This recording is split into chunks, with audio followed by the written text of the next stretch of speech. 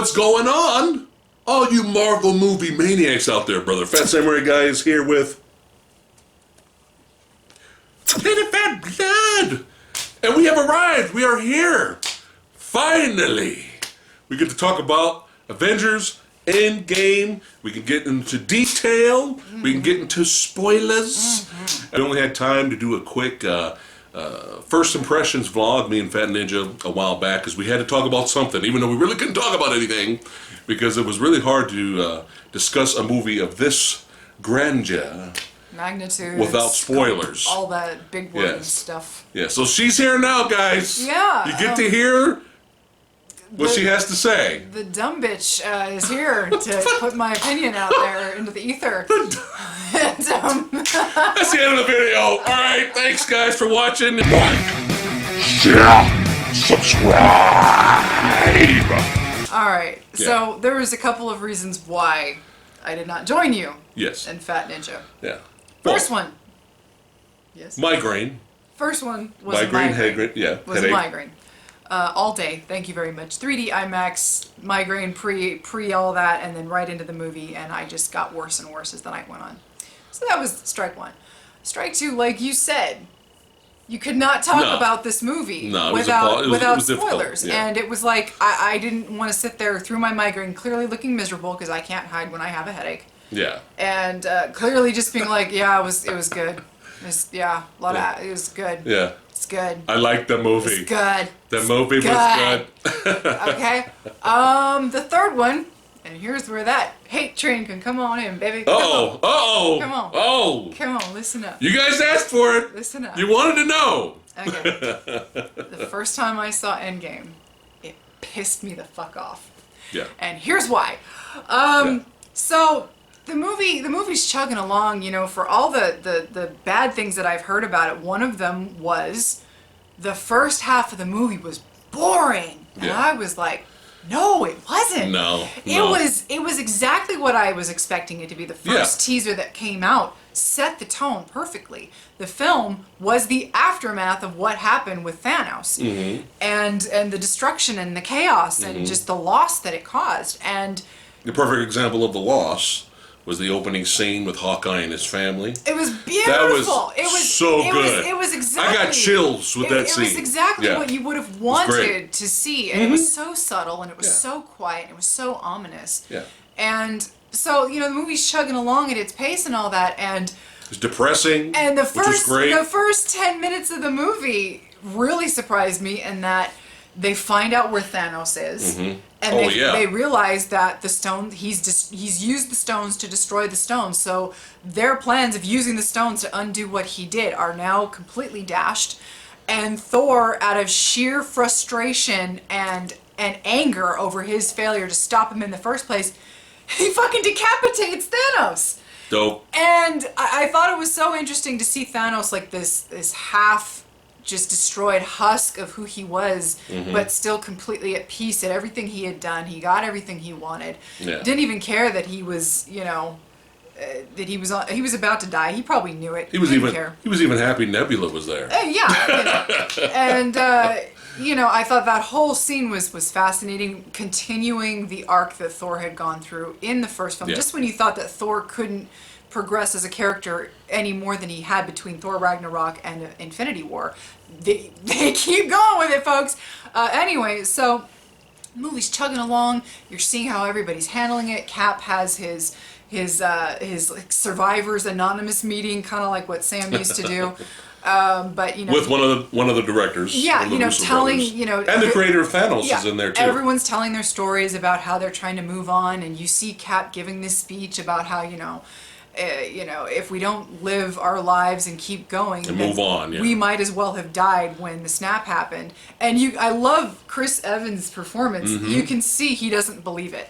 Yeah, it's the biggest lie. He's just bullshitting. But he's trying to sell it. He's trying to help other people. You can tell behind those eyes. He just does not buy it. He doesn't believe it. Meanwhile, you get to see Black Widow. She's pretty much helming the Avengers now, and you can see how frayed she is and how devastated she is, and how she's at her last nerve with everything that's going on. And she starts to cry at one point, and then Cap walks in and like Black Widow, she stops crying immediately and she starts quipping. She puts up that defense mechanism of hers. We see Hulk, who is probably just, again, oh no. I want Hulk sweatsuits. Yeah. All right? For us big guys, man. We finally get to see... I want Hulk line sweatsuits. We finally get to see Hulk in peace with himself. He's made peace. He's merged the two, the brains and the brawn. Yeah. And he's happy. He's actually smiling. He's talking. He's making jokes, this and that. Again, stealing all the scenes. Yeah. Yeah. Tony, the selfish motherfucker of the MCU, he's gone off and made the family that he wanted to make. Come hell or high water, Tony Stark will always get what he wants. Yeah. And, you know, things are going along, and I'm just like, this is great. I wasn't... Before that, though, don't forget about how he was stranded in space. Well, of course, yeah, okay, before, like, just after the Hawkeye scene, and then before you see the aftermath, and before Thanos goes off, you get this really great scene with Tony and Nebula. Again, progressing Nebula's character even more, where they're playing the little... Paper football. Paper football. And she's, you know, enjoying herself, kind of having fun, but then you see time is progressing. Tony is becoming very thin and malnourished because they're running out of food. They're basically they're about to run out of air. The power is dead in their ship. And there's this really great scene where Tony's got the last of the rations, and he offers Nebula some, and Nebula just kind of looks at him like, dude, what am I going to do with that? Yeah. And she just, you know, it's like, no, it's fine. Good stuff. And then Tony's about to die, and Nebula like checks him, and she knows he's about to die, so she like props him up kind of out of respect and lets him, and just sits him up in the pilot's seat. And then of course we get Captain Mistakes were made to save the day. Who cares? It doesn't matter. I do think it's very interesting how this is one of the only MCU scenes that we saw her scene at the end of was it her own movie, Captain Marvel? Where she shows up, it's the end credit scene where you see Black Widow and you see Cap. Yeah, it was the end credit and she shows up, where's Fury? Yeah. You never see that. It's totally different scene. I suspect a lot of retconning was done with the reshoots with her. Probably. I have the feeling that because even though the movie did well, Captain Marvel did well, I think her personality, the way she's portrayed herself in the media, the way a lot of people didn't receive her as well as they, as Disney probably thought they should have. I think she was written out of the film a lot. I have a feeling that... You think she had more scenes? I have the feeling that they were banking on her doing more. Because when you watch the film, she's barely in it. Yeah, she's barely in it. She's in it for maybe the first 5 minutes. Right. And then she disappears and doesn't show up until like the last 20 minutes of the film, and not a single fuck was given that day. Anyway, so we're moving on. I'm kind of glad though. I think it worked out. You know, I actually didn't have, like I mentioned in the First Impressions vlog, like I actually didn't really have a problem with Captain Marvel in this film as I did in the first movie. Well, they used her because they used her, I think, in it was like less is more. Kind of worked out for her in this film. So anyway, so we're plugging along, and I'm perfectly fine with the first half of this movie. And then the rat that saved the world shows up. Master Splinter. After 5 years, a rat crawls on the panel of the van that Ant-Man was stuck in the little machine with the quantum realm and all that good stuff, and frees Ant-Man. And Ant-Man shows up to the base, the Avengers base, and they start formulating this plan on how to acquire the stones in their past. And then they stop the movie. They grind the movie to a screeching halt to not only pull the audience out of their movie by explaining that time travel doesn't work the way it works in Terminator or Back to the Future and all these other films, but then they give us this half-assed excuse, it just doesn't work that way. And that's it. And the more I thought about how carefully crafted every other element was in this film, with the character development, the performances, the end finale, which is just like one of the most action cheer-inducing, like just put your fist in the air and just start crying like a man baby. America, fuck yeah moment. Something like that. I mean, something like that. To have all of that, and then to have the crux of your plot. Your plot hinges on this one element, which is time travel, just for you to not only say, okay, audience, listen, it's not going to work the way you think it's going to work, and it just doesn't work that way, so fuck you, and just go with it. That bothered me. It was the pulling the audience out of the film, and you'd think, why would such a small thing bother you that much? And it's because it was such a small thing, but it meant so much to the story. To the overall story. Yes, because you're going to invent these own rules, and then you're just going to be like, well, it just doesn't work that way. And that's why you were pissed off the first time you watched the movie. Yeah, because it was like, okay, well, your rules, you haven't properly explained your rules. And so you go and you pull this time heist, is what they eventually call it, to go back into their various points of time. And not only do some of your plans not work, and you have to come up with all these other alternative plans, which was fun, but then you end up inadvertently not making anything make sense because you fucked up in this timeline, and now you have to go back to this time. Oh, but you're going to only replace 2 of the stones in this timeline, but now you got to go back to this timeline. Well, meanwhile, Loki fucked up your plan in 2012, and so Loki's out there with this, wait a minute. Okay, so all that aside, so by the time I watched it the second time, yes, migraine free, I started to think about it, and I started to try to pay attention a little bit more, and it's like, okay, the way they had to do it, the way they wrote this film, was it lazy? I don't know. I think that's debatable. I think it's debatable for you to take out of it whatever you will and believe it would be surprising if it was lazy, because the Russo brothers have not been lazy since they got here. I think the way they went about it felt lazy to Maybe me. a little. But here's the thing. This movie has unleashed some god-awful talking points. And I might get into some of it. I don't know. Stuff that I wouldn't have even have come up with because I don't consider myself that insane or that insipid to see these things. We're talking about people complaining that Fat Thor was fat shaming because his mom told him to eat a salad. Their hearts are breaking in the theater because Thor's fat stomach is being used as a punchline. Black Widow is no longer a strong female character because she sacrificed herself to save the men and to make sure that her men were happy. Doesn't make any sense. And enjoyed their. It's like, doesn't make sense. So you're gonna ignore all the character development that she's had. Now, granted, some of the shit in Age of Ultron, it's a little, okay, it's debatable what you want to pull from her plotline in Age of Ultron. But all the development that she's had, you go back and watch The Winter Soldier. I defy you to not see how much she grows as a character just from The Winter Soldier.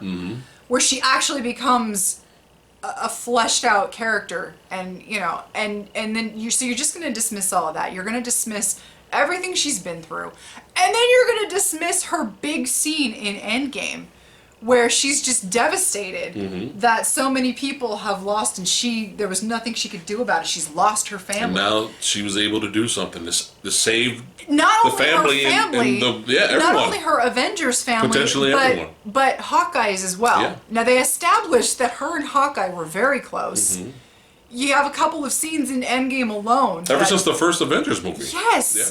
That show how close they were and how much they meant to each other. And I just can't believe some people would go that route when, from everything that I've seen following these films for as long as I have, it made sense. It made sense. She wanted to save her family. Most people were probably going to be willing to do that had they had the option to jump off the fucking cliff. I will say that I found that scene also very interesting because when you go back and you watch the scene from Infinity War where Thanos is about to throw Gamora off of the cliff, when you parallel the scenes next to each other, not only does Alan Silvestri bring back the same music. Right, yes, I noticed that. But they're two so very different themes going on where it's the same action. Somebody's getting thrown off of a cliff or falling off of a cliff to get the Soul Stone. Yeah.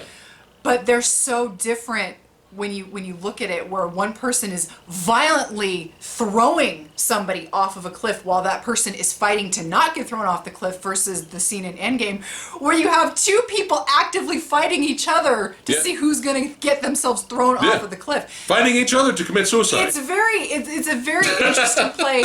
You want to talk about subverting expectations. done well. And I think this is the movie, this is the go-to film where you see things and you see plays on different things where, you go back to 2012 and you see the first, you go back and you see the first fight in New York with the Avengers. That was great. And you see the other side of it, and then you see Captain America take control of is it the Tesseract? Yeah, he gets hold of the Tesseract. Right. And he gets into the elevator, and you get all these people from Winter Soldier come back. That was so good. And he knows all these guys are Hydra, Yeah. and he plays on that, and he plays with Crossbones is in there. Yeah, you play with the audience, and he leans over and he goes, "Hail Hydra!" That was so good. And then Robert Redford shows up at the first floor to get the Tesseract from them, and it's just like little things like that. Yeah. I felt like this movie was, and this is where I started to again forgive the film a lot more because it was a grander picture type of film. Yeah. It was not only wrapping up at this point 11 years of storytelling and build-up, but it was also, in a way, a reward for the fans who have been along for the ride for as long as they have, where you get to go back and you get to pick out this and you get to pick out that. And I like when they went back to the Avengers time, and then New Hulk sees Old Hulk, and he's all embarrassed. Yes. And then he's all like, "Well, I gotta fit in," so he just starts randomly destroying a car. So half-heartedly doing it. So. Yeah. That's so funny. Yeah. And Cap running into old Cap. Yes. And then they start fighting. Yes. And then he goes, "I could do this all day," and he's like, "I know." See, just little things like that. Even Bucky had a callback line. Yeah. At the very end. At the end of the movie. Don't do anything stupid. How can I when you're taking all the stupid with you? Yeah, that was great. There was this really great. From the this first is movie. probably one of my favorite callbacks, and it's a little thing because again, The Winter Soldier is my favorite film of the MCU. There was this running gag at the very beginning of The Winter Soldier, where you first see Cap and he's running around. I think it's the Capitol. And Sam is also running, but Sam is obviously much slower than Cap, and so Cap keeps passing him, and every time he passes him, he goes, "On your left, on your left, on your left." And Sam gets more and more agitated, and he tries to catch up with him, and he can't. Yeah. And then at the very end, after obviously Captain America's been beaten the shit out of by Bucky. He's laying in the hospital. He's laying in the hospital, and he's unconscious, but he wakes up, and Sam's reading a book, and Cap goes, "On your left." Yeah. And Sam just smiles. Yeah. They actually brought it back. It wasn't exactly where I wanted them to, but they brought it back in the finale where fight. You've got this emotional moment. Cap is wielded Mjolnir, and he's fucking just, it's amazing. Well, let's lead up to the finale yet. We're not there yet. Well, okay. Yeah, we still got a lot to talk about. All right. So, I like the scene, and I like how they put it in there, because in a way it makes sense because it is New York.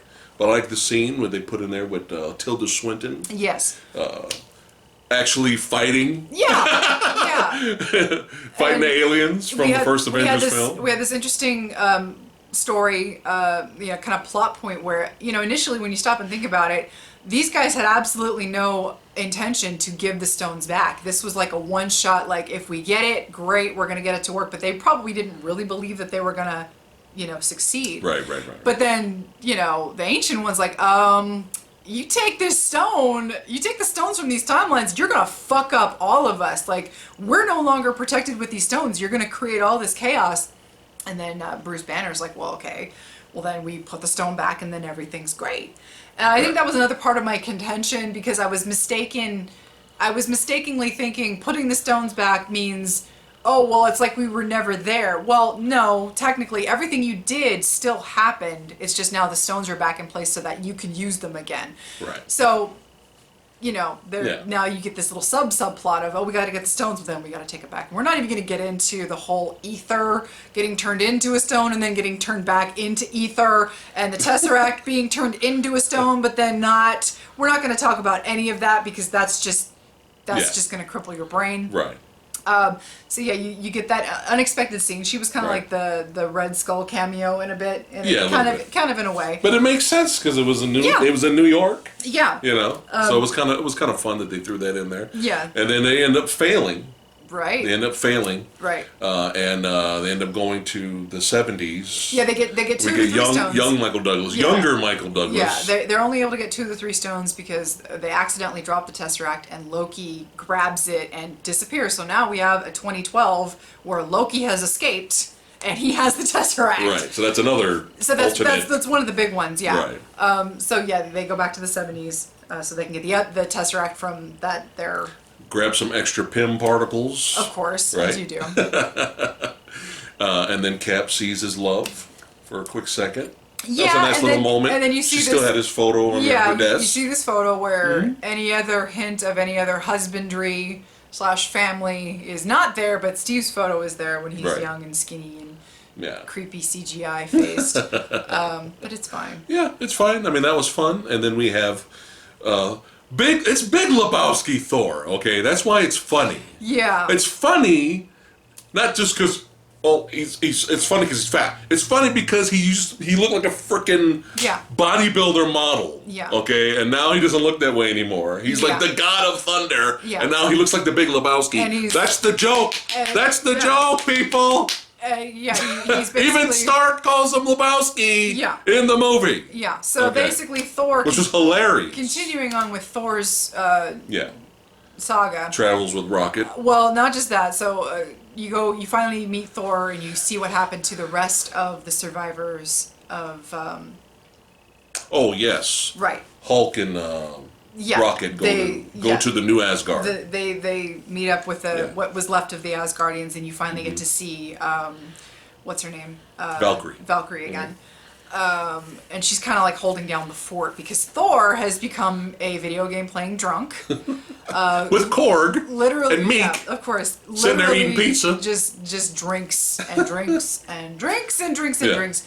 And because he's basically buried himself in all of his perceived failures. Yeah. Which they even bring it up later. Everybody's failed at this point. We all failed. It wasn't just...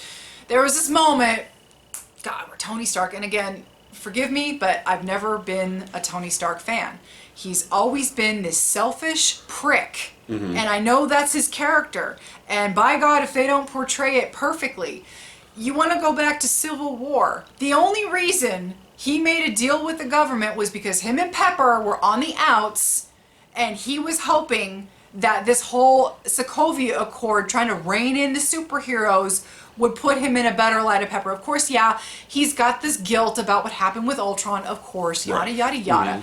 But at the end of the day, it's only for his ego and only for his personal gain that he does anything that he does. So, you get this scene where Captain Marvel's brought him home, and he's, again, very sick, very gaunt. He's, lost all this weight, and he's very weak. And he immediately rips into Cap about, you said if we fail together. Where were you? It's like, motherfucker. He was fighting Thanos on Earth after Thanos nearly killed you. It's like, shut the fuck up. Yeah. You all were literally fighting the same dude. It's just, you weren't together. And just, even if you were together, it wouldn't have made any fucking difference. No. He acts like everything that happens to him is everybody else's fault. Yeah. He refuses to take any responsibility for himself and his actions. And I could not believe that of all the characters that I've never given 2 shits about, Pepper Potts was one of the highest on my list. They actually made her tolerable in this film. I liked her in this movie. She's not a nag. No. She's not screaming at him that, you've got a family now, you can't do this. She's actually encouraging supportive. him like, look, you can put this away, but would you be able to rest? Yeah, that was a great scene. Would you really be able to not, do this knowing that you could change what happened, yada, yada, yada. Well, I looked at it like this. I don't have as much as a problem with Tony Stark that she does. But I looked at it as he's failed again. He's beaten. He was on the verge of death. He was starving. And he just needed to rant. I looked at it as he just needed a rant. And it was a really good acting performance from Robert Downey Jr. It really was. It was probably one of the best he's turned in. Yeah. In but you notice once he's ranted it out and he collapses, and then later when he's with his family and they show up to ask him, hey, is it possible if we can create this time machine? You know, he's not. Yeah. He's calm. He's calmed down. He initially refuses at first, Yeah. but then he still has it in the back of his mind because you know if he can do it, you know. But I mean, like his relationship with Cap. Still didn't really want to. There was still a little hard feelings. A little. Didn't really want to say anything, but yeah, it made sense. Yeah. Everything was. It was all fine. I'm just saying, I'm not really the biggest Tony Stark. Which is And that's why. fine. Which is why the way this film ended didn't really mean so much to me. Right. Which is unfortunate. Well, we'll get to that. But it made sense, so it was fine. Yeah. Anyway. It still worked, but we'll get to that. But he realizes he can create the time machine. Yeah, using the quantum realm. Using the quantum time realm. works differently there because. And we have a really good scene of him showing up at the Avengers base, and he has another pretty good dialogue with Cap, and they make amends in a way. In their own way. In their own and then way, exactly. And he gives him the shield. I thought that was cool. I thought that was a big moment because, I mean, even Steve Rogers was like, "Are you sure you want to give me this shield?" Because of look what happened in Civil War. Yeah. You know what I mean? I mean, the last time they were fighting each other, you know, he was just like, "I made you the shield," or what was it? "My dad made you the shield." What was it? It was something like that, yeah. It was something like that. He was like he was keeping it. Right, he's keeping it. Yeah, like you don't deserve it. Yeah, that's basically what he was saying. Right. So that's why it was a really good scene where Steve was like, "Are you sure?" And then he gives him the shield, and it was a good moment. Yeah, and of course, one part because time just doesn't work that way when it comes to time travel, but another part, Tony had to make sure that because he had everything he wanted, you absolutely positively could not change anything that had happened in his past because now he's got a family and he has to have everything the way he wants it. But it just so happened to work out that it wouldn't have mattered. It just would have created a divergent timeline. Right. So it didn't matter. It was fine. With the way time works here, it's fine.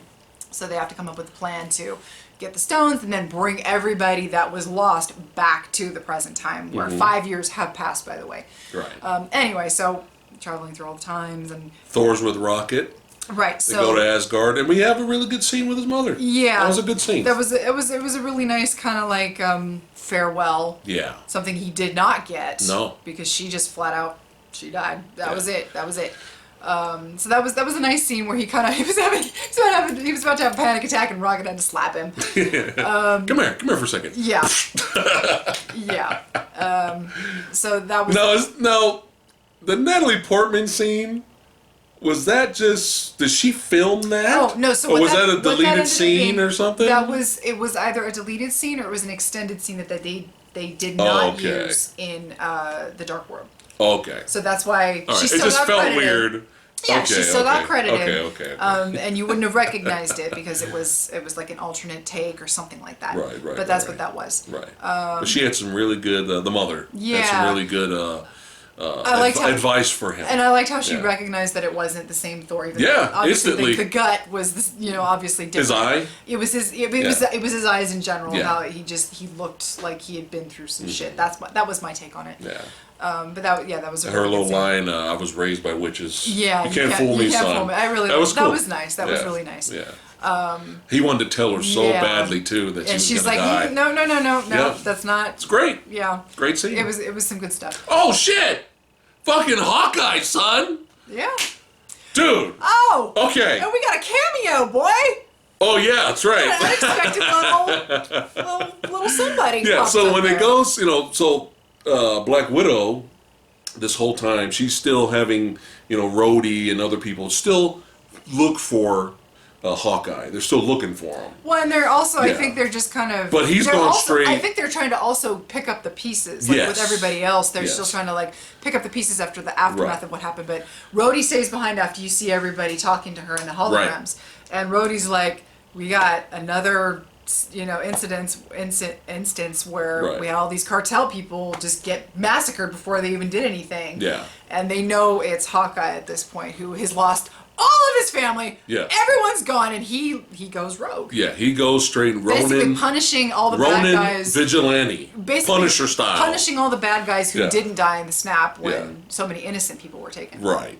Oh, and in that meeting with where she's talking to what's called from Wakanda, she mentions, I didn't get it at first, but she mentions a earthquake underneath Wakanda in the ocean. Yeah.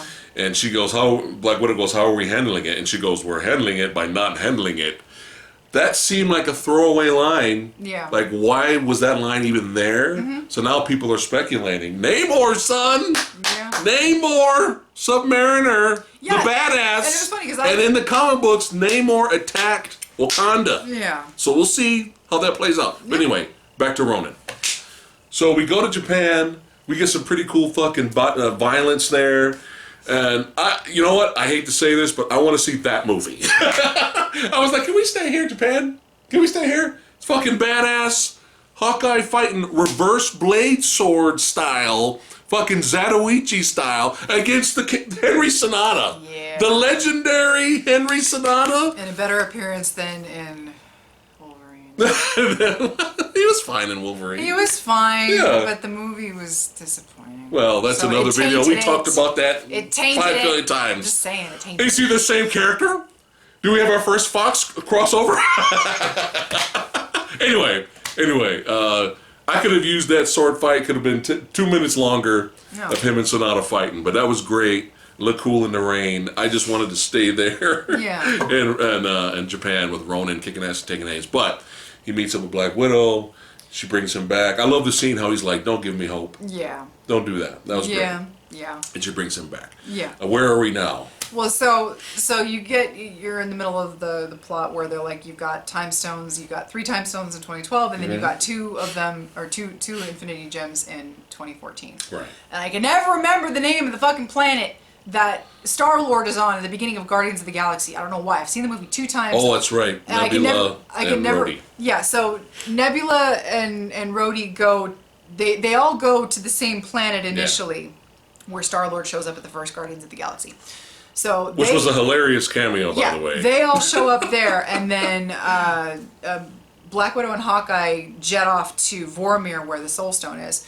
So you get Nebula and Rhodey get what they get. They get their gem, and something goes horribly wrong where Nebula's network interferes her Bluetooth. It interferes with other Nebula, the bad Nebula, that hasn't had the chance to have her story arc, who's still devoted to Thanos, who wants to please him, who hates Gamora, all that good stuff. So they have this link interaction where it gets fucked up. And Thanos finds out that in the future his plan succeeds, and whatever these people are doing now, they're going to try to stop what he's done. And so comes up with this ridiculous plan, kidnaps Nebula. Rhodey bounces off back to their timeline. Nebula gets captured. Good Nebula. Yeah, good Nebula gets captured. Evil Nebula takes her place. Yeah, she does that. She gets Nebula. New Nebula has like this different colored piece on her skin and on her arm, I think. And so bad Nebula trades places. She shows Thanos the pin particle. Right. Yeah. Goes back to present to our timeline where. Right. That ends up going really strange and doesn't make a whole lot of sense. I'm not sure how she brought Thanos. Exactly. Maybe you guys can let us know in the comments below. Did Thanos have a replicator and make his own pin particles? Because she would have needed the pin particles to get back to our timeline, but then she would have needed them to shrink his ship. She did something with the time to machine. bring it back. But anyway, wibbly wobbly, timey-wimey. Wibbly wobbly, timey-wimey. Back to the scene, with the Vormir, where you see Red Skull again, and then that big sacrifice happens, which that was another good scene with good acting. Yeah. And again, when you're talking about people complaining about that scene, they mention it in the movie that she doesn't have family. Not that they're aware of. She has she has no family, and they were her family. She made it's like she even they mentioned that in the movie. She even said it before. She she was in the KGB. She had run in her ledger. She did all this shit, and then she found S.H.I.E.L.D. Right. And then she was so... I mean, he mentions her dad's name, but she never... She didn't know. No. She didn't even know her dad's name. She didn't even know who he was. Mm-hmm. So, but all this stuff was building up over all these years where she loses S.H.I.E.L.D. because of Hydra. Yeah. And she was like, I guess I just traded the KGB for Hydra. And then, she regains this sense of family with the Avengers, and that all goes to shit in Civil War. And so you could argue that this whole time, and then you see her playing both sides because she hates She doesn't like seeing what happened in Civil War. That's why she ends up with Cap. Right. She sided with Tony and all of them in Civil War initially, but then she was like, "This is wrong." Yeah. So she helps she helps Cap escape and all that. She stops Black Panther, and then that's basically her shifting sides. And that's why you see her with Cap in Infinity War. But yeah, everything was so set up. It's like, if you want to see it that way, I'm really sorry for you. Yeah. If you want to see it in such a negative light, it's like, it has nothing to do with the fact that because she can't have kids, she's worthless. Nobody said that. Yeah. That's not the intent that I perceived from the film. And it's like, if you really have to read into something like that, it's just sad because it is. The storytelling that was there, that was set up, was so beautiful and it was so poignant. And to just casually dismiss it that way, it's just, I feel like you're missing the forest for the trees. But anyway, so she brings Thanos. Yeah, in her own timey-wimey way. After Hulk does the snapping. Well, they get all the stones back. Right. And he does the snapping. Right. And at first, you don't know if it worked or not. And slowly you start to see birds coming back to the trees. And you see Hawkeye's wife is calling on the cell phone. Yeah, that was great. Instead of just people showing up randomly, you get that. And then all of a sudden, Nebula does her thing. Bad Nebula does her thing.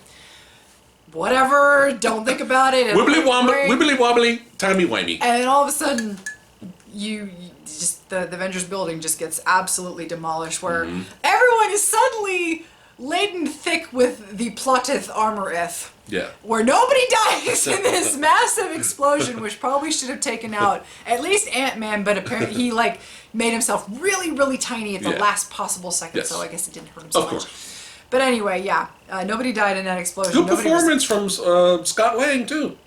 Yeah, he had this really nice moment with his. He had this really nice moment with his daughter. Well, obviously 5 years had passed. He had no idea what was going on, and he goes. Watch his face. Yeah. Watch Paul Rudd's face as soon as he hugs her. Yeah. That was some really good acting. Yeah, it was a nice little scene with it. All right, back to the We are Thanos jumping attack. around so much because there was just so much to cover. Like the movie. And it's been wibbly wobbly, timey wimey. It's been pent up for a long time now. Anyway. Back to Thanos. The attack. Everybody should be dead, but they're still alive. Right. Picking up the pieces. Right. And then the chaos ensues. The fighting starts. Hawkeye grabs the gauntlet, Hulk's gauntlet, defends off some aliens. Oh, and that's another thing before we get into that. Okay. And this is following the same lines of people who got deeply hurt when they were making fat jokes about Thor. Would you really give somebody who just nearly had an emotional breakdown, who's not only not mentally but physically capable of handling this power in this gauntlet, would you really let him give it? Would you really give him that gauntlet just because he's begging you, because he wants to prove himself? People had a problem with that. Because he was fat, he was unworthy. Get over yourselves. That's not why. Get over yourselves. They didn't give him the gauntlet. He was not. He physically and emotionally. He literally just almost had a nervous breakdown. That's not why they didn't give him the gauntlet. They gave it to Hulk because he's Gamma. He was literally made a Gamma. Yeah, and he can handle it. He was literally the only sized person who could really look at what it did to Tony in the end. Okay, yeah. But he's made a Gamma ray. Yes, and even look at what it did to Hulk. Yeah. Hulk was still at the end. His fucking arm is in a sling. Yeah. We don't know if he's gonna come back from that fully. No, probably not. But yeah, people were making mention of that, and it's like, at this point, I feel like, and I know this is a no-brainer, but it's literally, people will literally pull apart anything if it thinks it'll get them clicks. Yeah. And if they think they have a legitimate point, I couldn't tell you how many articles I saw online. We need to talk about this Black Widow situation. It's like, motherfucker, there is no Black Widow situation. Yeah. You are making a situation out of absolutely nothing. And frankly, I'm so sick of it. There are certain things where you need to analyze and you need to talk about it. Marvel comic book movies. This is not one of them. It's not one of them. It's not one of them. Do you have anything else better to do? It's really not. This is not one of those situations. Critique the movie. Yeah. Hate on the movie. If you didn't like the movie, that's fine. Yeah, but when we're going beyond pulling things, come on now. Because you have an agenda and you want to talk about something that is not really, in this particular instance, is not an issue. I'm sorry, we can't agree on this. We can't be friends. We can't talk. We just don't bother commenting in the video. We can't. We just can't. We will not respond to idiocracy. There's a saying: agree to disagree. I agree to disagree, and we just will not speak of this ever again. Yeah. But anyway, Ran over. So you start getting the fights and all that good stuff. Yeah. And at this point, we forgot to mention that Thor not only has Stormbreaker, but when he goes to Asgard, he grabs Mjolnir, which we have not seen to since prove Thor that he's Ragnarok. worthy again, which was cool. Which was really fun because now he's got the two big bad weapons. Yeah. Well, obviously, he's going after Thanos, and he loses Mjolnir at one point. Wait, before we get there. Keep going. So, Hawkeye grabs the Hulk gauntlet, right? Defends off some aliens, and then he runs into Nebula. He runs into bad Nebula, right? Yep. And then good Nebula and Gamora comes out, and... Oh, yeah, that's right. We missed that. So, on the Right. ship...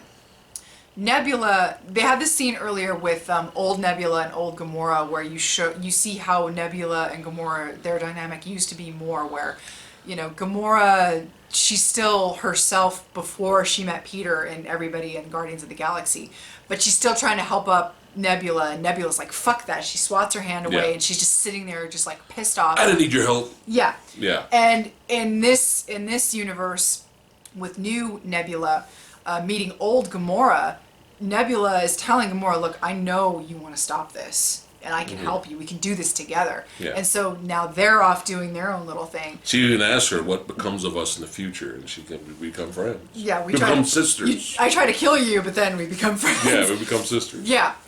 So that was. But nice even back then, with old Gamora and old Nebula, evil Nebula, there's a scene where you could see where Thanos was angry.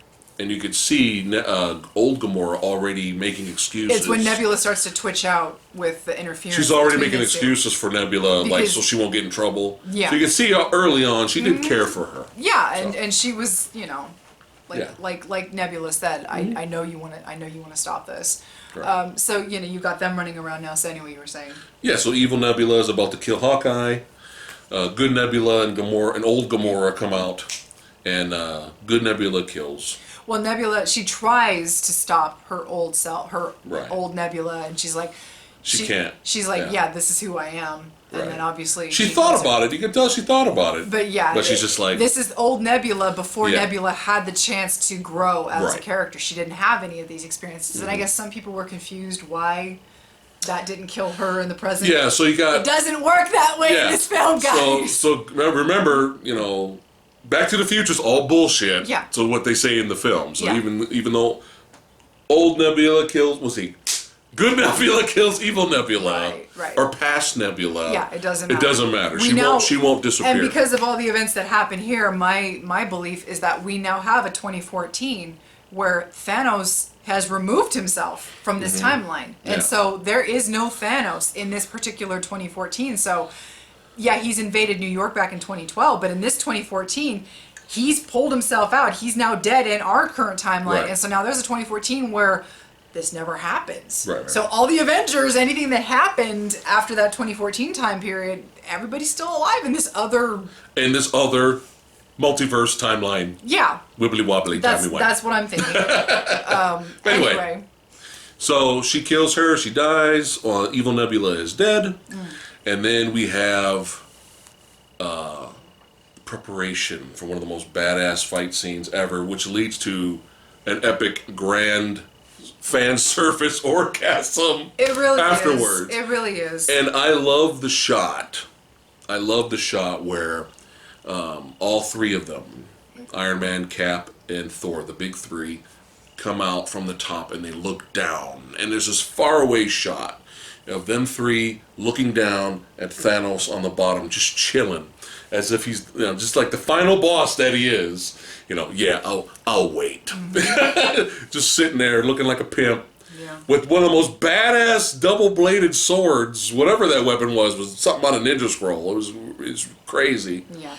And he's just sitting there chilling. And if you just pause that shot, that was just beautiful looking. I mean, there's some.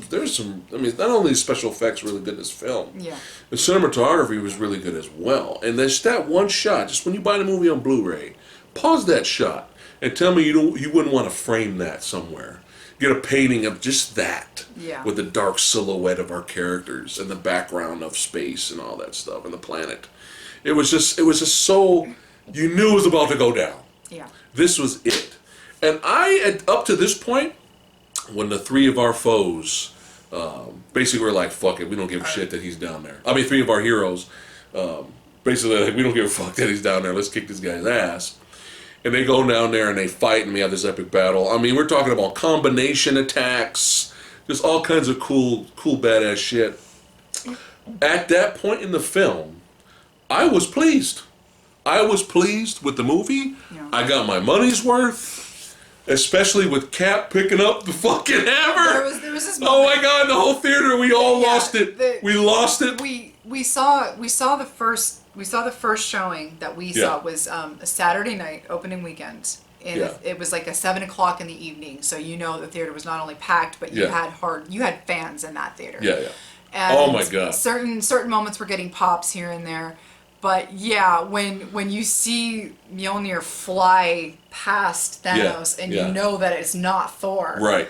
And I think everybody knew, like I think everybody knew who got it because we saw that scene in Age of Ultron where he budges it and Thor kind of looks at him like, he kind of looks at Mjolnir like, what the fuck? Yeah. But then nothing happens and then he smiles afterwards.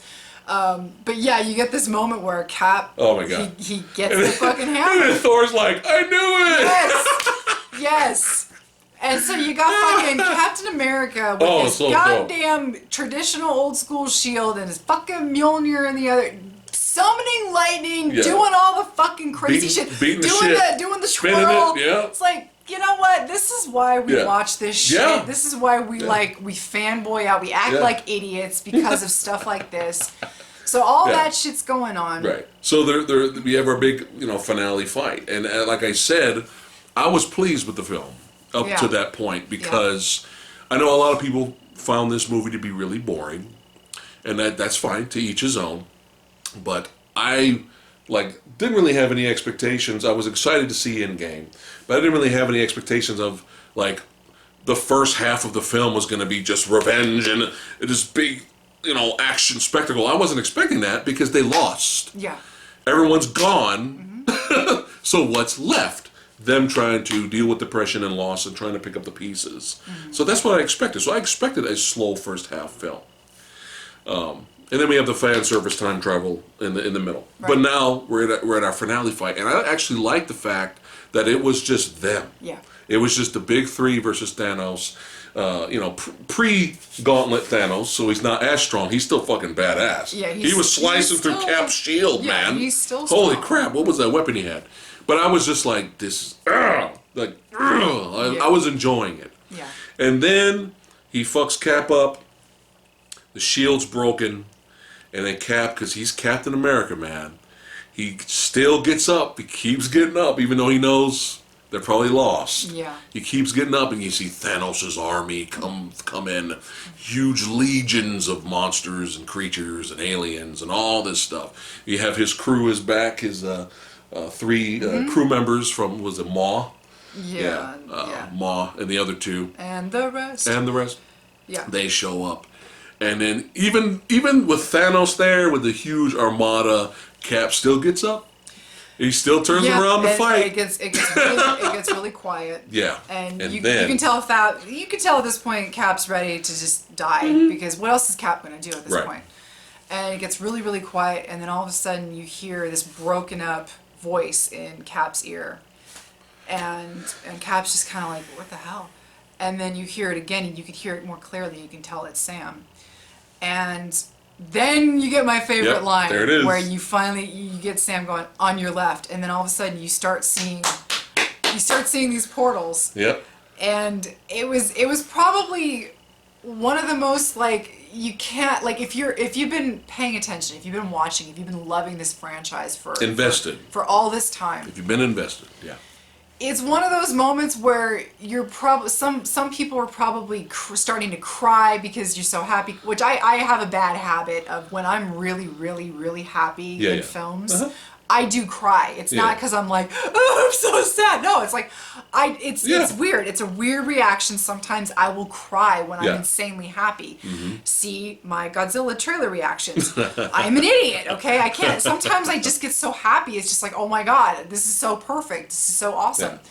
So and you can just feel your face start to crack because the smile it hurts. Because it's just, you realize everything that's going on. You realize that their plan worked. You get all the people from Doctor Strange. They've gathered all the surviving all Avengers. the monks are there, opening up more portals, all the Wakanda bringing in more people. All the Wakanda armies and all that shit. You get all this. And Valkyrie shows up. People start showing up, and it's just it's probably one of the most, if not the most, satisfying moment of Marvel films that I've personally.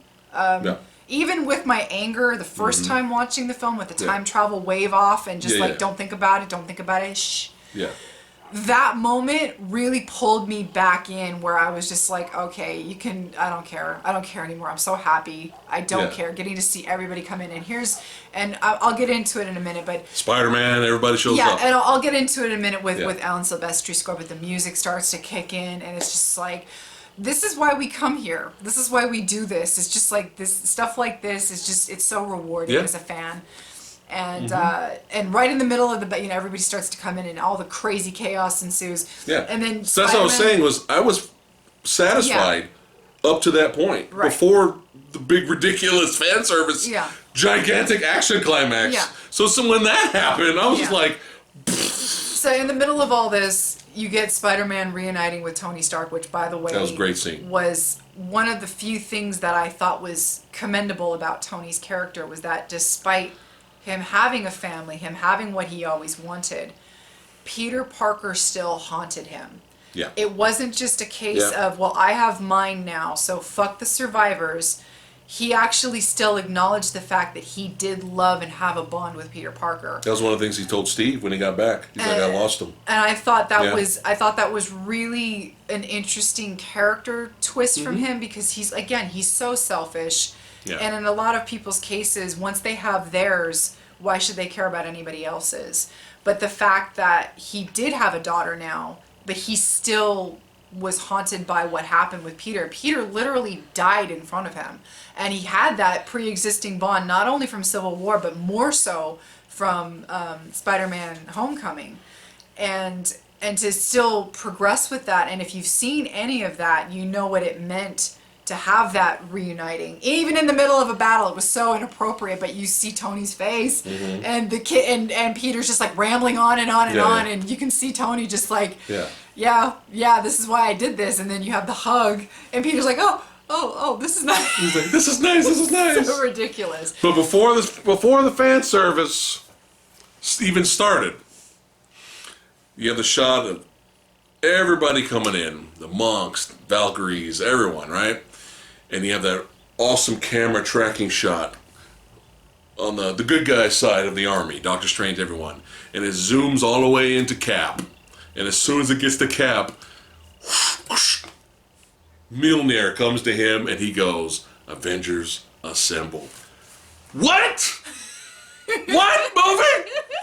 Man, do we got to go see this again? We might as well. Moving? We're trying to get it to beat Avatar, so. Fuck Avatar. Anyway, Avengers. He finally says the line, guys. He never said it. They teased it. In Age of Ultron at the end. The very end of that. They teased it, but it didn't quite. He didn't say it. He's never said it. They're just, like, no, not yet. He finally said it, and it was just like, yeah. So then we have fan service. Yeah. Spider-Man riding on Valkyrie. Yeah. We have a shot of all the women warriors doing their thing. Yeah. Pepper Potts shows up. Everyone's whatever. That's fine. It's a character from the comic. And then fine. Of course you get the scene where everybody's getting beaten down. Yeah. Of course, you got to bring in Captain Mistakes Remain. You got to bring her back, and luckily again she was utilized very minimally.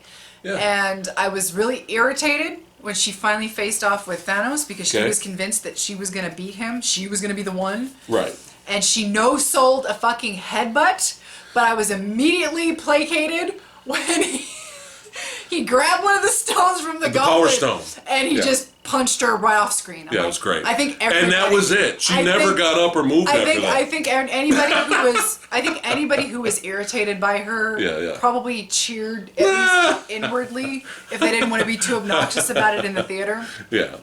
Yeah, that was a good scene. Yeah, and it was kind of like, you know what, we get it. She's powerful. Yeah, she's really powerful, but we're not here to see her. Yeah, most of us aren't here to see her. If you like her, I'm happy for you, but I was not here for her. Yeah, And I would have been very upset, as I had stated many times before. I would have been so mad, and I think a lot of people would have been mad if she had come in and been the Saved the day like deal that, breaker. and then walked out. Yeah, it would have just been not. It would not been. It just not what. Yeah. It's not where this movie needed to go.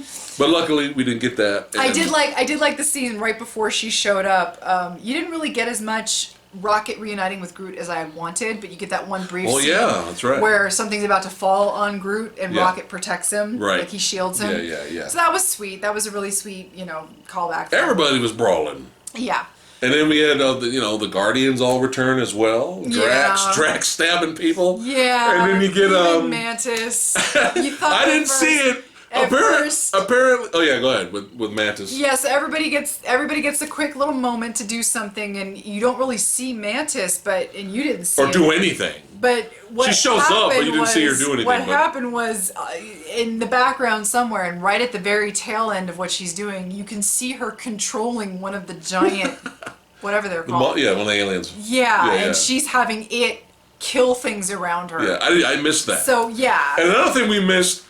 Apparently, Howard the Duck is even there. I missed that one. So who knows how much fan service we actually missed? So we'll have to be watching that scene over and over and over again and point out all these fun little fan service moments. But go ahead. Yeah. No, so all this craziness fan service is going on. You get the obligatory, the ladies can do it too, which some people might say is a reference to the all lady Avengers, which I heard came and went and didn't do very well. So if you want to chalk it up to that, okay. Yeah, the movie gave them their moment, and it's fine. I thought it was. It's fine. I thought it was a little forced, and I didn't care for it. But at the same time, I was enjoying everything else so much that I just rolled my eyes a little bit, and then I got over it. Yeah.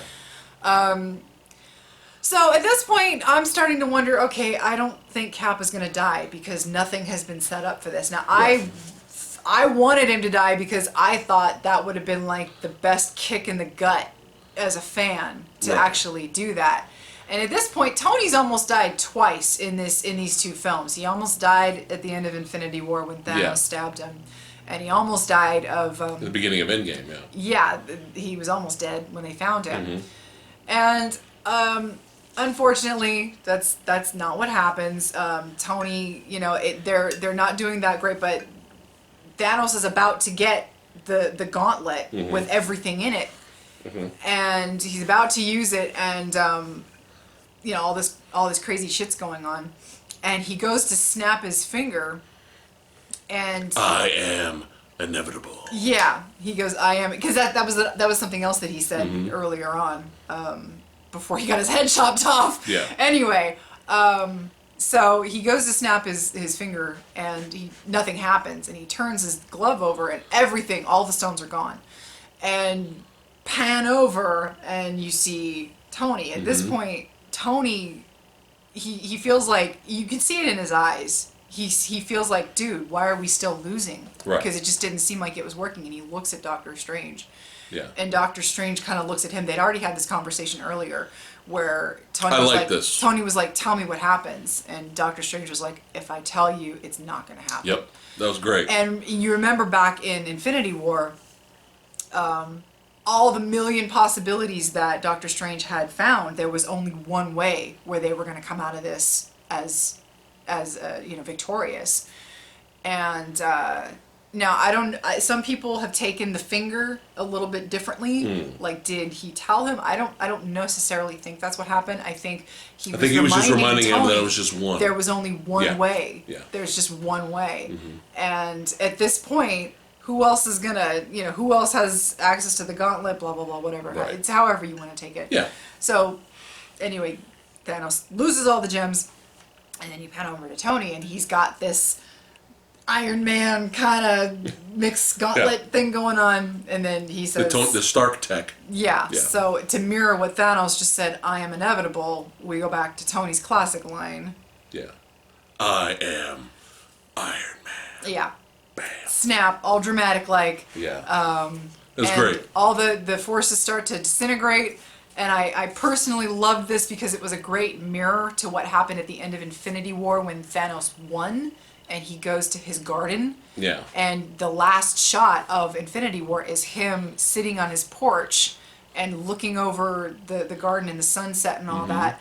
And it's just his face with serenity and just such happiness that he's won. Yeah. And in this scene, it's a complete opposite in the mirror of he has to sit there and watch all of his forces disintegrate as he realizes he's lost. Right. That was great. The last thing you see from him is he's just sitting there basically like, yeah, I lost. And slowly you start to see his armor crumble and everything starts to... Cool. It was a great shot. Again, it's just a testament to when people give a shit. Yeah. This is what you get out of it. You know, again, it was like a treat for the fans. It was a reward for the fans at this point.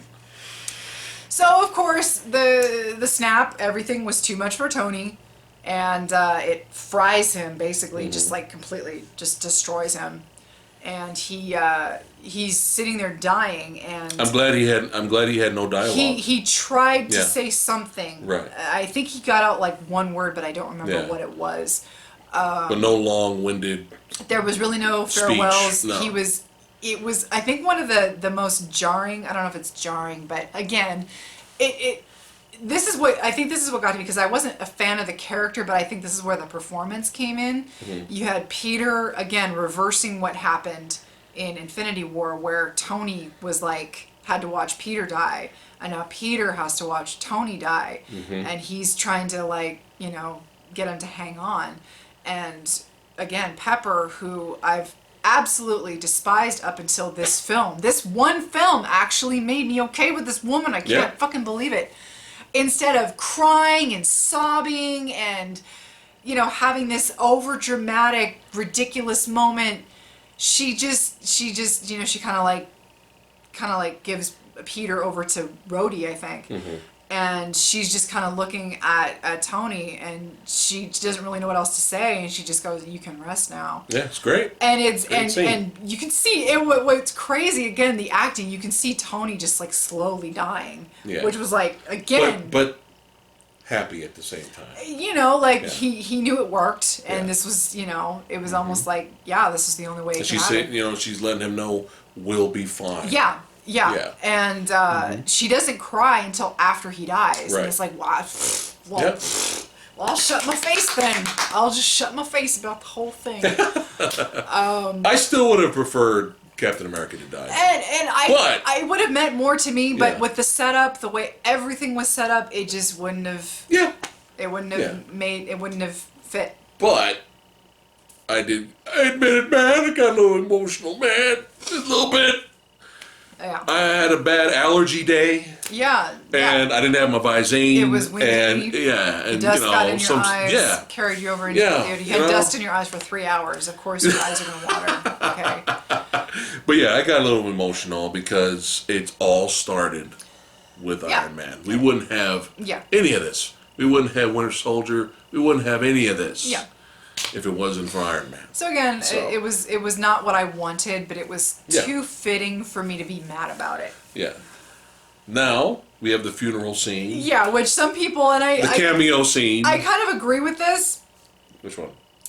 We're not gonna have a funeral for Black Widow? Our meeting on the docks after she died? Is that really all we're gonna do for her? Okay, never mind. Yeah. Anyway, so yeah, you got the dock scene where you get that proof that Tony Stark has a heart from the first movie. That was cool. That was nice. That was a nice little callback. And then you see the scene that looked absolutely atrocious in 3D because it looked like everybody that showed up was superimposed. We had this tracking shot of seeing everybody from their respective franchises grouped together. Yeah. And literally in 3D, it looked fake. It looked fake. It looked like, oh, well, Benedict Cumberbatch couldn't make it here, so we green screened him in from this day of the week. And then everybody, it just looked funny in 3D. Yeah. And when it was real time, when it was regular theater, it looked fine. Better. It looked fine. And then the kid from Iron Man 3. I think everybody was a little confused by that because not a lot of people really give a shit about Iron Man 3, but it was there, so I was like, okay, whatever. Yeah. Was that the same kid on the bicycle though? Let us know in the comments below if that was the same kid on the bike. Because why? No, it would have been 5 years later. Huh? Wasn't he older than that kid? Well, okay. Well, I don't know. Because why did they spend so much time zooming in on that kid's face? Yeah, I didn't get that part either. When Scott Lang's character, Yeah. wakes up 5 years later, He's asking him what happened. and he's like, "What's going on?" And there's this kid on the bike goes by and turns around, and the camera zooms in on him for a good minute, and then he rides away. I don't know if that was the same kid from Iron Man 3 that shows up at the funeral later. Let us know in the comments below who you think the kid is. Anyway, but yeah, even was it Ross? Yeah. Even Ross was there. Yeah, and he's been a carryover since Incredible Hulk. Yeah. And he showed up again in Civil And then we War. have the last shot of Marvel, and then Nick Fury. Nick Fury finally decides to join in on the antics. It's good. Great scene. It was some good stuff. I think the thing that everybody was probably sobbing over Tony's death. I think the thing that I thought was a little more sad was Wanda and Hawkeye meeting up and talking about their respective losses because they that was another good scene. scene. Had their bonding moment from Age of Ultron, which was one of the better scenes in Age of Ultron. Yeah. And that kind of carried over into Civil War, where Hawkeye had retired, and he came back basically to break Wanda out and to help her, get out. And they had another scene in that, and they were the two that their losses were not able to come back. Right. Hawkeye got his family back, but he still lost a really good friend in Black Widow. Right. But Wanda couldn't get Vision back. Vision was gone. You couldn't undo that. I was kind of hoping the movie would throw something in Vision-y. Well, they did. They did? Jarvis. When they go back to the 70s. Okay. Tony's saying goodbye to his dad in the 70s. Which was another good scene we forgot to talk about, by the way. Him meeting up with his father. He goes into... Howard Stark goes into the limo, and he talks to the Jarvis. Yeah, but that's not Paul Bettany. But his voice is. Oh. They dubbed his voice with Paul Bettany. What? Because Jarvis used to be a butler, right? Yeah. Yeah, they dubbed it with Paul Bettany. Oh, I didn't know that was his voice. Yeah. Oh. So that was Paul Bettany's little cameo in Endgame. That's kind of cool. So yeah, that was nice. That was really nice. But now we have the... Probably one of the more contentious points, which I agree with, because it did come out of nowhere, although thematically it made sense. Mm-hmm. I don't personally like it, but I know why they did it. Right. So they charge Cap volunteers, basically. By himself.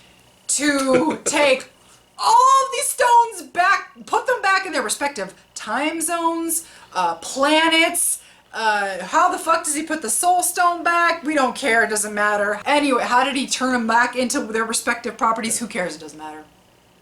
So Cap, who planned to do this all along, he thought about it. Oh yeah.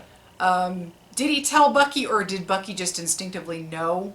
Because... I think he just instinctively knew. Possibly? Yeah. So Cap decides to go back in time and say, fuck you, Peggy, to whoever you married before I came along. Now, some people are arguing that this was always supposed to happen, and so he didn't create a divergent timeline because you never saw Peggy Carter's husband. You never saw him in photos, you never mentioned his name, anything like that. In the Winter Soldier. She never changed her name, apparently, because she was always Carter. You always heard her as being Carter. Mm-hmm.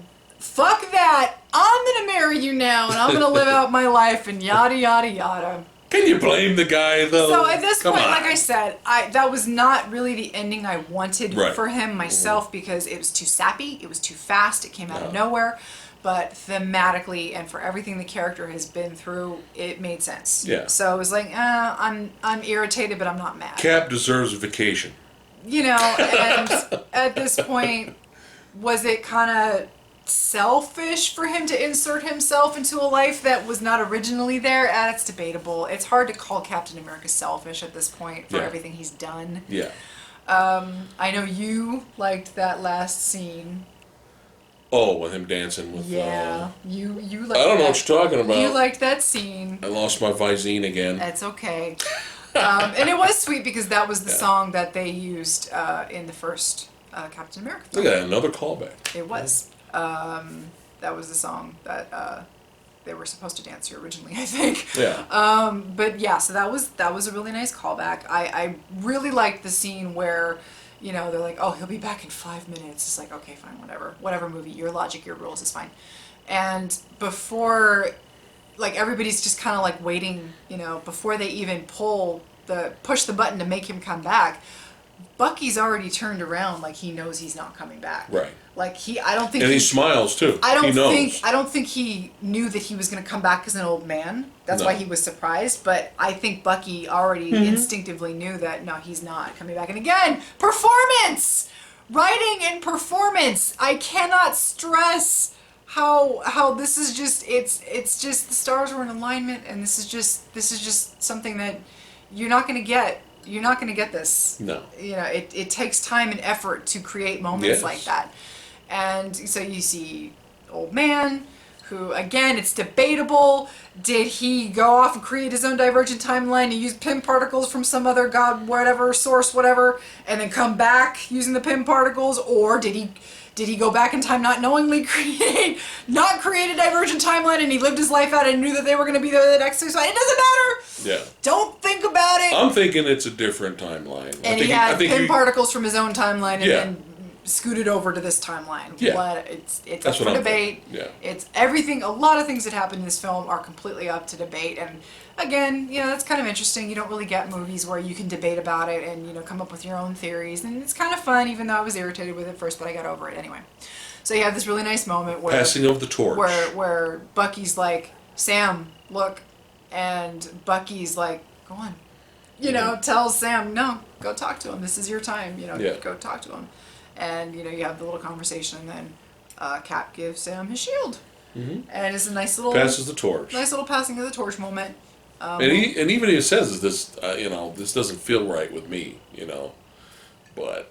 it feels like somebody else's. Yeah, it feels like someone else's. And then Cap's like, no, it's yours. He's like, no, it's not. Yeah. You know? Now, in the comics, Bucky did take on the mantle, as well as Falcon took on the mantle of Captain America. So I'm perfectly fine with Falcon being Captain America. But I did want Bucky to be Captain America because he's a super soldier. Yeah. I don't know. What is Falcon gonna do? Yeah, I'm not sure how that's gonna work out. So, like I said, like I don't mind it. I can live with it, and it may turn out to be awesome in the future. Who knows? Yeah, we'll see. I would have preferred Bucky to have the mantle. We'll see where it goes. You know, again, we've got as long as it's entertaining. We've got all these timelines out there. We conceivably have a timeline where Cap could have made his own divergent timeline, and now we've got 2 half super soldier kids running around because Peggy had allegedly 2 kids in Winter Soldier. You see photos of her and 2 kids. Right. So we might have spin-off adventures on the Disney Channel, that they're the streaming service that they're going to have. You don't know what they're going to do. They can do literally whatever the fuck they want. And what about, I mean, we're still supposed to be getting this Black Widow movie? Yeah, and is that like a prequel? This could be a prequel, or, you know, maybe they're going to establish the alternate timelines, and this is the timeline where she isn't dead. You've got a couple of them now where potentially she's not dead, so why not? And then we have the end credit sequence. The end credit sequence was very sweet. It was very Star Trek 6-ish. Some people have compared this to all the finale of Star Trek: The Next Generation and All Good Things, and how it was very time bendy and really retracing. You would know a little bit, yeah, a bit. It's been a long time. Yeah. It's been a very long time, but I know people who are more hardcore fans of The Next Generation. It's similar? Like, yes, it was very similar. Oh, wow. But I thought the end credits were a direct, not rip-off, I would never say rip-off, but I don't even know if it was inspired necessarily. Maybe they just, you know. It's probably inspired. You had the signatures from all the actors. The main cast members. The main cast, and that was straight out of Star Trek 6, which I thought was very appropriate. That was great. It's an end of an era. Yeah. And, you know, even if the MCU does manage to prove me wrong and become even more interesting and even more grand and everything, for me, this is my series. This is the end for me in terms of, I don't think I'll ever be as invested as I was for these last 2 films in the Avengers franchises. Yeah. We'll have to see. I mean, for me personally, it's like, I'll probably watch some more of the next upcoming, but I don't think I will ever be as invested. Yes, as excited as, oh my god, I have to see this. You know, it'll be more like an Ant-Man 2, where we never saw that in the theater, and we waited until we bought the Steelbook. Right, yeah. Anyway. Yeah, that was really our only MCU movie I think we missed in the theater. Yeah. I think so. Yeah. We weren't about to miss mistakes were made because we had to see it for ourselves. Anyway, this is an end of an era. And fingers crossed for the future of the MCU. Hopefully we get some new, badass, interesting, awesome new characters brought to the franchise. And it keeps us coming back for more. Sitting in that theater, eating that popcorn. And will we be emotionally invested in the future to the point where, I forget my Visine again? We'll see. Will we ever get another villain as intriguing and as well-rounded as Thanos? I'm going to say no. It's possible. I found it interesting. It's possible, but I'm going to say no right now. I found it so interesting that they killed Thanos at the very beginning of the film, and then we ended up getting another Thanos who was similar. Not necessarily as profound as he was in Infinity War, but he was literally just there so that whatever they do, they would not succeed. Like, he literally did not care that he just saw his own head get lobbed off because he thought it was balanced as all things should be. And it's it shows that he succeeded. Yeah, and because remember, Maul was freaking out. He was like, you just got your head cut off. And he was like, no, it's good. That means I won. Yeah. I thought that whole... Great. Best villain, bar none, in the MCU. Best villain. So now, let us rate the movie. It's kind of hard, again, because I initially had so many issues, and I still think some of the time travel and whatnot was a little dismissive, and for them to do so well in everything else and just so meh in that area, it just was like, oh, okay. Right. Not a fan of Cap's ending. Okay. But everything else, like I said, was just so well done. Like, as far as a finale goes, it's like a 5. There's like, it's this beautiful farewell and wrap up to so many different things, and so many emotions happen throughout the movie, and it's almost like I'd have to rate it in parts. Like, as a finale, it's a 5. As a story, with the exception of that dead stop in the middle with the time travel thing, just dealing with it, taking its time to deal with the aftermath, like not being afraid to just go there and let the audience simmer and marinate in everything that's happened. This movie is over 3 hours long. Didn't feel like it. I've never sat through a faster 3 hours. No. Both times. The second time we saw it, it felt faster. It just never felt once. Like, for me personally, it never dragged. And because of that, again, that's a 5 out of 5 in terms of storytelling. Like, characters, 5 out of 5. It's a 5, but it's an addendum. It's a 5 with an addendum. It only gets a 5 because of the emotional weight it carried. But it's not a perfect 5. I know that doesn't make a lot of sense. Okay. But because of what it set out to accomplish, what it did accomplish, how emotional it was, by the end, it was just like so many things going on. It was just such an emotional experience. And having seen it the second time, I can say I still felt the same way. Aside from, I wasn't as irritated the second time I saw it. So it's a 5, but not a perfect 5. It's more like it's a 5, but there are still issues. But it's not like a glowing 5. Yeah. If that makes sense. So, personally, I did enjoy Infinity War more than this, but there's really no reason for me not to give this a 5. 5 out of 5 stars. So, yeah, different 5s. Highly enjoyed it. Winter Soldier, 5. Civil War, 5. Yeah. Avengers 2012, 5. Yeah. Infinity War, 5. Endgame, 5. But there are 5s for different reasons. Yeah. Like I said, The Winter Soldier is still my favorite film in the MCU, but I don't necessarily think it's the best, but it's my personal favorite. Right. So it's whatever the fuck you want. So there you go. Yeah, why not? 5-5. All right, that's it for today's video. Let us know in the comments below what you guys thought of Avengers Endgame. And as always, I'd like to thank all you badasses for watching. Fingers crossed for the future of the MCU. Hopefully we'll see you there. And we'll see you guys next time. Peace. Like, share, subscribe. Like, share, subscribe.